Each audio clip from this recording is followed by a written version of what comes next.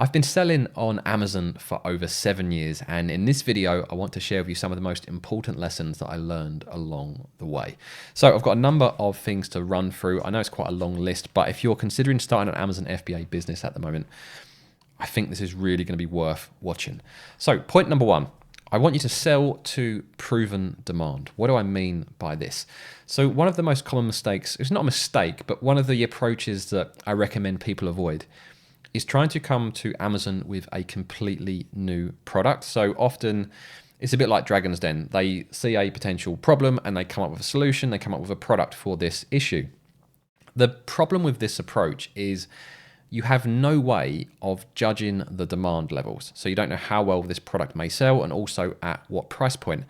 And I don't want to try and stifle innovation, but my goal with the people that I work with is to protect their finances as much as possible and to try and tip the scales in their favor when it comes to risk reward. So if you're developing a completely new product to solve a problem that's never really been solved before, the potential reward is very high, but also the risk is very high as well, as you have no real indication of how well it might sell. Whereas if you stick with kind of the tried and tested method of finding existing proven demand first, and there's lots of sales estimator tools out there you can use to do this, you know that particular product sells this kind of volume per month and at this type of price point. And if you launch a similar product and make it a bit better, you've got a great chance of achieving similar results. So my recommendation is always to sell to proven demand in established niches rather than trying to come up with completely new ideas.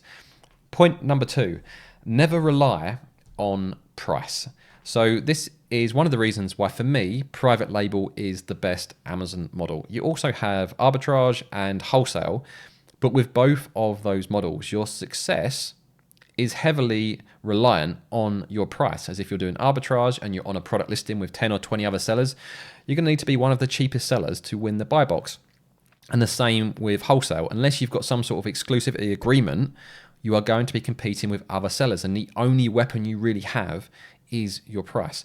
Whereas with private label, you're developing your own product, you're developing your own brand, and you own the listing. Well, you don't own the listing, Amazon own the listing, but you basically own the listing or protect the listing with brand registry, which I'm going to come back to later in this video. So when you're entering a niche on Amazon, you're not going in there because you have the lowest price point. You are entering that niche because you've taken an existing product that you know sells well, and you've added what I call a VSP to that product, a visual selling point.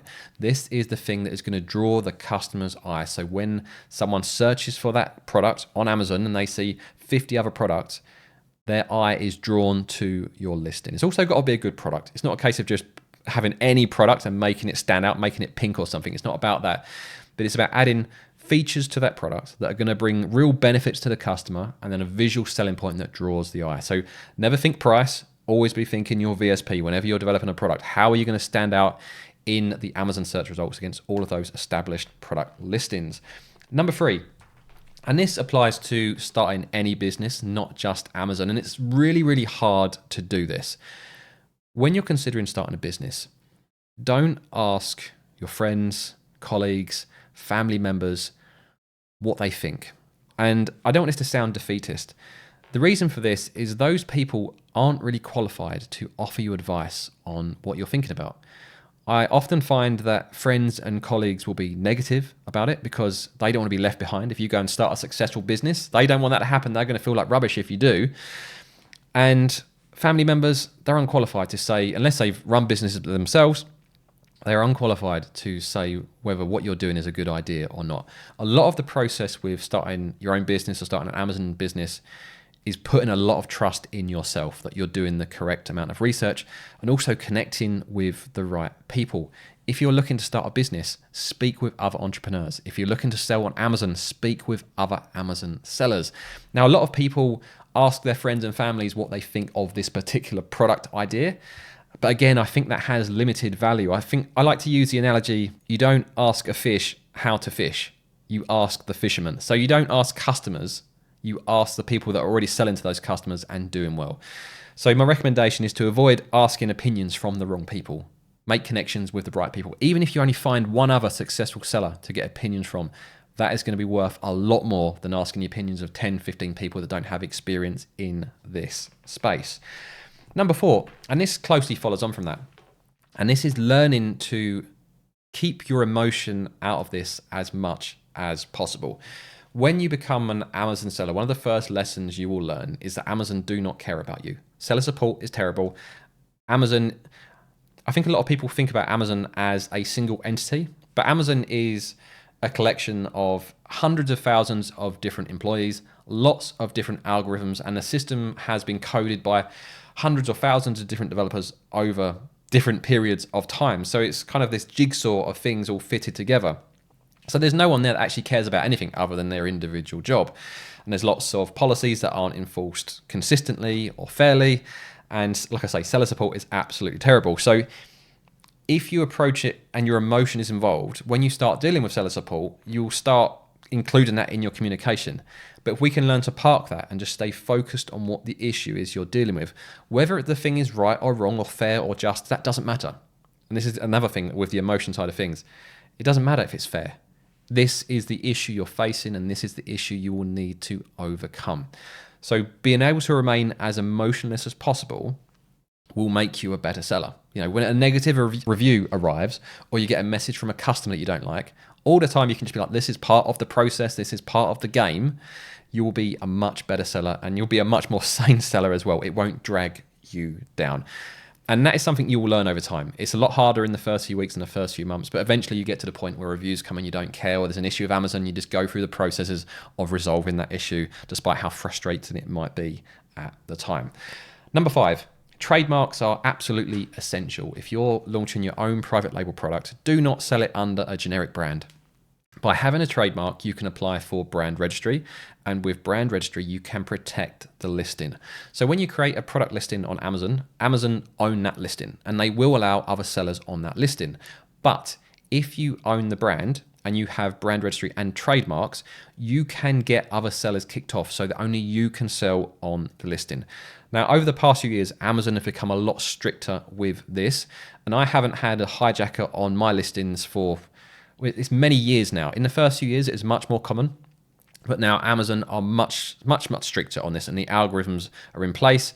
So this is much less of an issue than it used to be. But what I would say, as soon as you've decided you're going to sell on Amazon, buy that trademark. It will take about, I think it's 8 to 12 weeks for it to go through. So you don't have to make the decision day one. You can find the product first, and by the time you've ordered the product, it's been manufactured and shipped to the UK, you'll have that trademark ready. And that will provide protection. So that somehow another seller does get on your listing, you can get them kicked off because you have brand registry and you have the trademark. Number 6, this is a really tricky one as well. And it's something I had to do with what was supposed to be my first product. And that is, you need to be prepared to walk away from a product at any time. So this could be early on. Maybe you've ordered some samples, you spent a few £100 on samples, and you decided it's not going to work. You need to be willing to cut your losses. It could be much further down the line. You might have launched a product, you spent a few £1,000s on stock and a couple of £1,000s on PPC, and you're thinking, this isn't going to work. You need to learn to be able to walk away. It's really, really painful, but the opportunity cost of having capital tied up in a product that clearly isn't worth it is worth the trade-off. You know, the pain of walking away from that product and releasing that capital is worth it, so you can continue moving forward with your business and growing your capital. And I remember my first product, I've talked about it before on this channel. I was going to launch picnic blankets, and all of the stats looked amazing, but at the time, as a brand new seller in 2018, I wasn't really aware of seasonality. And at the last moment, I became aware of it and noticed how much sales were going to drop off. And I'd spent hundreds of pounds and wasted weeks going back and forward with suppliers, developing this product. And in the end, I canned it. And it was really painful at the time. But then I went on to launch on the car boot liners, which became my first product. And well, they sold for 3 years and did over £300,000 worth of sales. So it was the right decision, despite the fact I took a bit of a bath on that picnic blanket, losing a few £100 on samples. So always be willing to walk away. And I've even had products that didn't work out, like the earplugs that I was selling at one point. They didn't work out, and I lost a few £1,000s on those. But that's part of this game. A successful Amazon seller is going to have failed products. Hopefully it won't be your first product, but it might be. You just never know. There's always going to be some failed products along the way. And when that happens, you need to be able to cut your losses and move forward, knowing that overall the opportunity is very real and there is still the potential there to make huge amounts of money. Number 7, this is quite a specific one, but when you finally launch your products, track your ranks. What does that mean? Well, this is where your product appears in the search results when a customer puts in a relevant search term. And when you first launch a product, customers aren't going to find your product because you're so far down in the search results. That's why we use PPC, which is paid adverts, for those particular keywords to try and get you to rank higher. And then if you get sales off those keywords, your organic ranks will start to go higher. And everything on Amazon, your entire success on Amazon comes down to your organic ranks. If your organic ranks do not get into kind of the top 15 or top 10 positions, you won't generate organic sales, and that's where you're going to make your profit on Amazon. So always be tracking your ranks, because you can use those ranks to see how well your product is progressing and whether your PPC investment is worthwhile. Number 8, I've got fees, profits, and VAT. So first thing, learn how to understand Amazon fees. You can download the Amazon FBA rate card, and you can learn how to read the fulfillment tiers. I've covered these in previous videos, but do not rely on online calculators. I see these make mistakes all the time. And when you're developing a product, ask the supplier, what are the exact dimensions of the packaged product? How much is it going to weigh? Look up those fees. You want to know fees inside out, because I see a lot of sellers make a lot less money than they think they're making because they don't truly understand all of the Amazon fees. And in terms of profits, I'm going to give you some very rough guidelines here. With your profit calculations, this is how I do things. There are other ways to approach this, but I do my profit calculations excluding storage fees, returns, and PPC costs, because there's no way of 100% predicting how much they are going to cost. And as a general guide, this is what I aim for. When I'm doing those calculations, an 80% return on investment, 30% margin on the selling price, or if you want to keep it simple, just target a minimum of £7 profit per unit, because that £7 gives you a good buffer to work with, so that if you are investing in PPC, you've got plenty of margin there. You've got plenty of profit margin to spend on PPC before you get to that break even point. Now, this next point is probably going to sound like I'm just trying to sell something to you, but really you do need Amazon software to help you on the way, whether you're doing product research, whether you're doing keyword research or tracking your ranks. If you're using software, it's going to give you an advantage over the sellers that aren't. Now, I use both Helium 10, usually more at the product research stage, and I also use Data Dive, which I use more at the keyword research stage and tracking my ranks. So depending on where you are, depending on what piece of software you might want to use, I'll put a link to both pieces of software in the pinned top comment and in the description.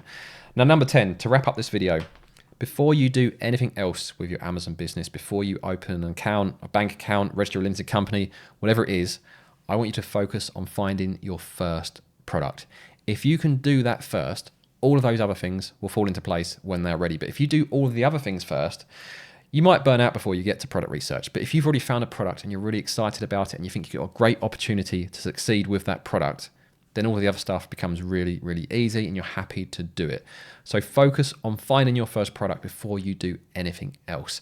And if you're not sure how to do that, I'm going to pop up a video now which will show you one of the best methods to find your first product to sell on Amazon, and I'll see you guys over there.